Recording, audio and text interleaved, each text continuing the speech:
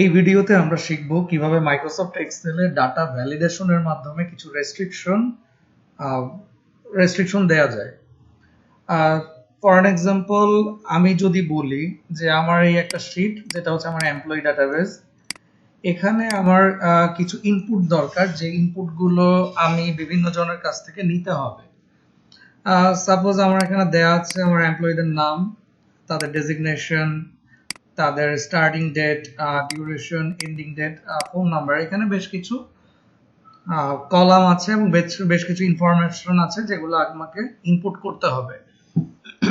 আমি চাচ্ছি যে এই ইনফরমেশন গুলো আমি ইনপুট না করে অন্য আরেকজনকে দিয়ে ইনপুট করাবো।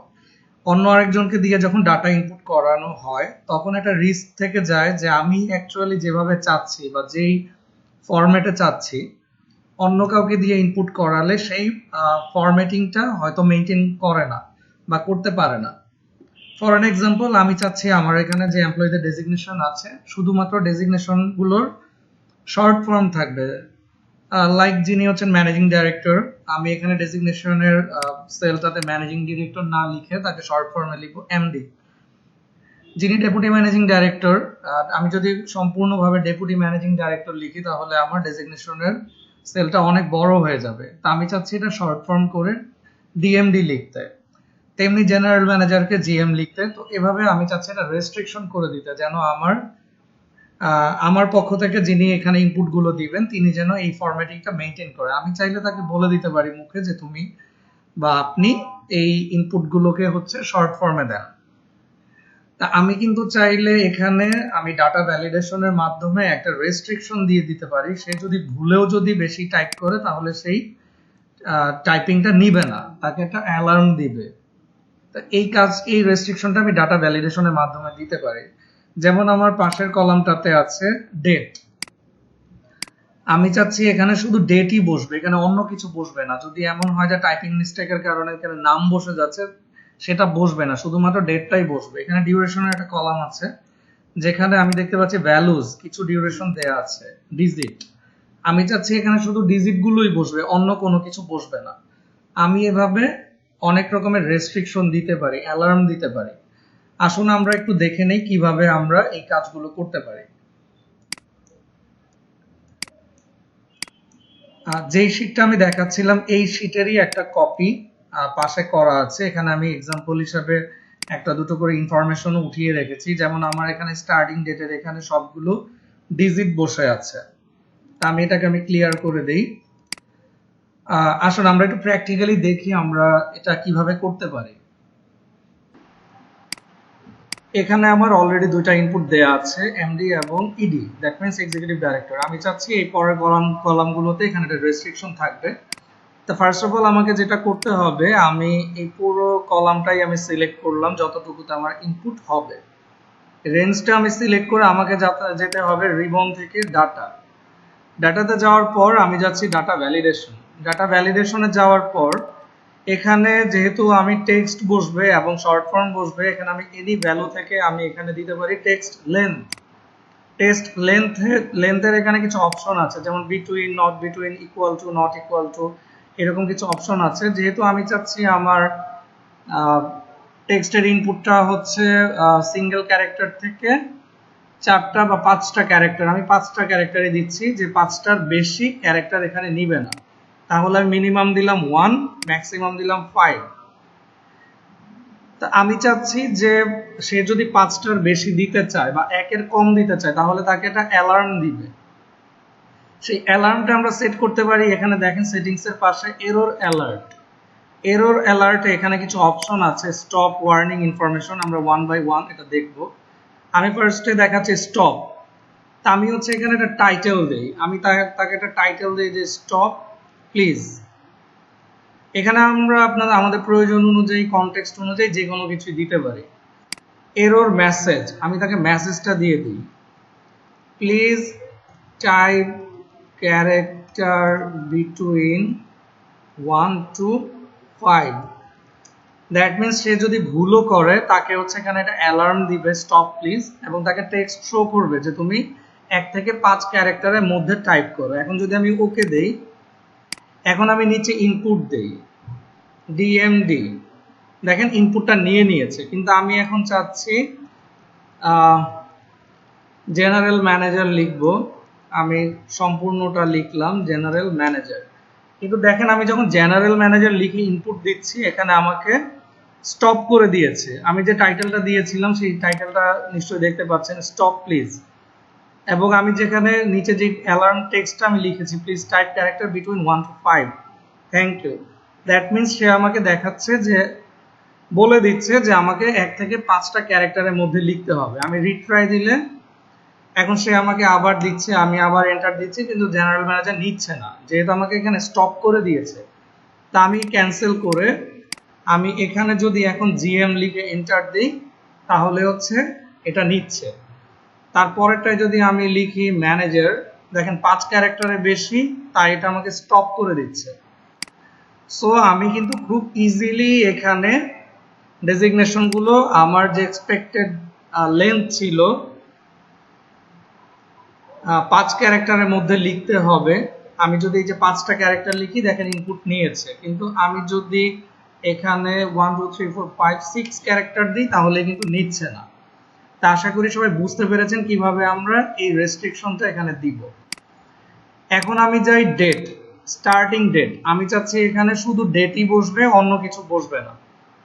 তো ফার্স্ট অফ অল আমি যেটা করব, আমি পুরো সেলটা আমি সিলেক্ট করলাম, করে আমি Ctrl+1 দিয়ে ফরম্যাট সেলের অপশনটা আমি ওপেন করলাম। ফরম্যাট সেলের অপশনটা এখানে ওপেন করে আমি চলে যাচ্ছি ডেট। ডেটে গিয়ে আমি এখানে আমার পছন্দ মতো যে কোনো কিছু আমি ইনপুট করতে পারি। আমি ডেটটাকে যেভাবে দেখতে চাচ্ছি, আমি মার্চ 14 2012 আমি এই ফরম্যাট আমি দেখতে চাচ্ছি, আমি দিয়ে দিলাম ওকে। এখন আমি এখানে ডেট টাইপ করি। আজকের ডেট হচ্ছে, মান্থ হচ্ছে 6, দ্যাট মিনস জুন মান্থ। আজকের ডেট হচ্ছে 7, ইয়ার হচ্ছে 2022। আমি যদি এন্টার দিই তাহলে দেখেন এখানে জুন 7 2022 এই ফরম্যাটে ডেটটা চলে এসেছে। এবং আমি এখানে যদি ডাবল ক্লিক করি তাহলে জুন 7 8 9 10 এভাবে আমার ডেট ফরম্যাটটা চলে আসছে। এইভাবে খুব সহজেই সুন্দরভাবে আমরা ডেটের ফরম্যাটিংটা করতে পারি। আমি চাচ্ছি আমার এখানে যে মান্থস ডিউরেশন রোটা আছে, কলামটা, সরি এটা কলাম, এই কলামে শুধুমাত্র ডিজিট বসবে, এখানে কোনো টেক্সট বা অন্য কোনো কিছু বসবে না। আমি এটাও ডাটা ভ্যালিডেশন থেকে এই রেস্ট্রিকশনটা দিয়ে দিতে পারি। আমি পুরো রেঞ্জটাকে আবার সিলেক্ট করি, করে আমি চলে যাই ডাটা, আর রিবন থেকে ডাটা, ডাটা থেকে আমি চলে যাই ডাটা ভ্যালিডেশন। ডাটা ভ্যালিডেশনে গিয়ে আমি এখানে এনি ভ্যালুটাকে আমি সিলেক্ট করে দিই হোল নাম্বার। এখানেও আমি দিতে পারি যে বিটুইন অপশনটা সিলেক্ট করে আমি এখানে দিই যে আমার মিনিমাম ক্যারেক্টার থাকবে 1, ম্যাক্সিমাম থাকবে 2। কারণ ডিউরেশনটা আমরা জানি যদি মান্থ হিসাবে কাউন্ট করি তাহলে 12 মান্থ, আমরা যদি ইয়ার হিসাব করি তাহলে আমরা 1 2 3 4 এভাবে দিতে পারি। নর্মালি আমরা মান্থ হিসাবেই আমরা অনেক বেশিরভাগ সময় হিসাব করি। তো আমি সেই হিসাবে আমি এখানে 2 ক্যারেক্টার ম্যাক্সিমাম দিচ্ছি, যেহেতু আমি 12 মাস লিখতে পারি। তো আমি চাচ্ছি এখানে আমাকে একটা অপশন দিবে ওয়ার্নিং। ওয়ার্নিংটা দিলে কি হবে দেখেন, আমি এখানে টাইটেল দিচ্ছি অ্যালার্ট, প্লিজ, আমি এরর মেসেজটা দিচ্ছি, please check again and then confirm. That means আমি তাকে একটা ওয়ার্নিং দিচ্ছি যে তুমি আবার চেক করো এবং তারপর কনফার্ম করো। আমি যদি এটা সেট করে এখন ওকে দেই, এখন দেখেন আমার এখানে মান্থ ডিউরেশন আমি যদি সিঙ্গেল, প্লিজ দেখেন আমি এখানে ভুল ইনপুট যখন দিতে যাচ্ছি সে আমাকে একটা ওয়ার্নিং দিচ্ছে যে please check again and then confirm, thank you. এখন আমাকে দিচ্ছে ইয়েস, নো, ক্যান্সেল, হেল্প। সে আমি যদি এখন ইয়েস দেই তাহলে আমার কিন্তু ইনপুটটা সে নিবে, কারণ আমি কিন্তু তাকে এখানে স্টপ করে দেই নাই, আমি তাকে দিয়েছি ওয়ার্নিং। আমি তাকে দিয়েছি এখানে ওয়ার্নিং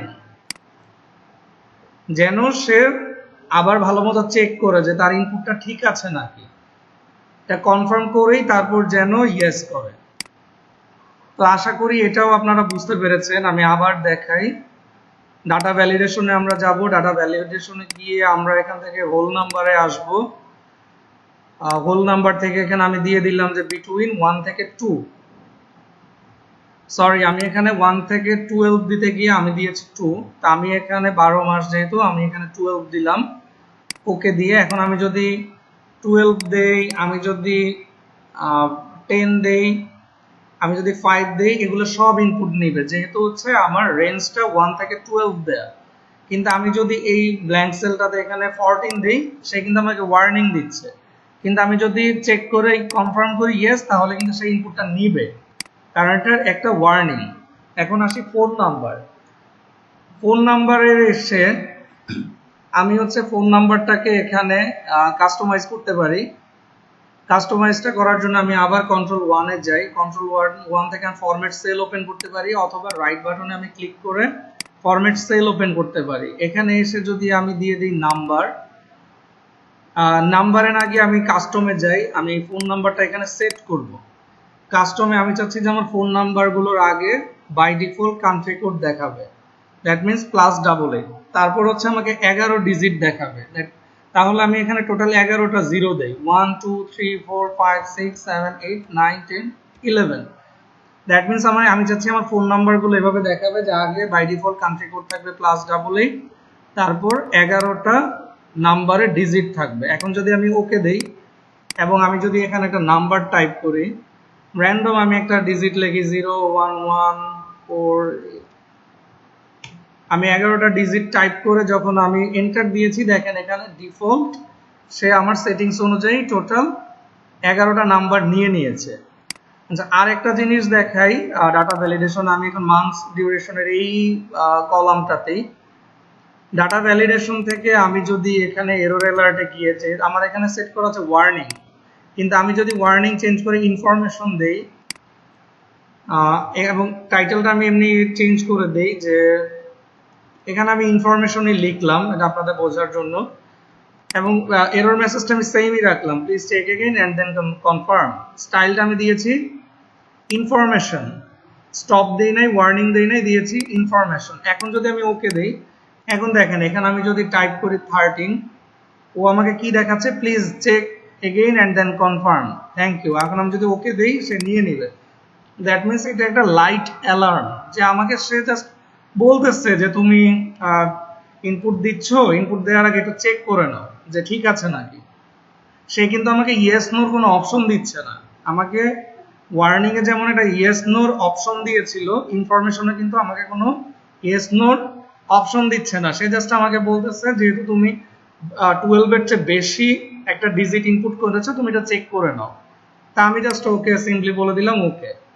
কিন্তু আমি যদি দেখি যে আমি এখন 16 টাইপ করেছি, কিন্তু এটা আমি ভুল করেছি, তো ওর অ্যালার্মটা দেখে আমার মনে হলো যে না, এখানে তো 16 হবে না, আমার তো আসলে উচিত ছিল এখানে 15 এর মধ্যে রাখা। তা আমি যদি এটা ক্যান্সেল করে দিই, চলে যাবে। তাহলে আমি এখন এখানে দিয়ে দিলাম 13। এখন আমি ওকে দিয়ে দিই যে না, 13টা আমার ঠিক আছে। এভাবে আমরা ডাটা ভ্যালিডেশনের মাধ্যমে আমাদের কন্ডিশন অনুযায়ী কিছু রেস্ট্রিকশন দিয়ে দিতে পারি আমাদের সেলগুলোয়, যেন আমরা আমাদের এক্সপেকটেশন অনুযায়ী আমরা অন্যদের কাছ থেকে প্রপারলি ইনপুটগুলো নিতে পারি। ডাটা ভ্যালিডেশন, ভ্যালিডেশন মানেই হচ্ছে ভ্যালিডেট করা ডাটাকে। তো ডাটা ভ্যালিডেট করার জন্যই এই প্রসেসগুলো মেনটেন করতে হয়। আশা করি সবাই স্টপ, ওয়ার্নিং, ইনফরমেশন, এই ধরনের যে অ্যালার্মিং গুলো আছে, রেস্ট্রিকশন গুলো আছে, এই বিষয়গুলো আপনারা বুঝতে পেরেছেন। Thank you.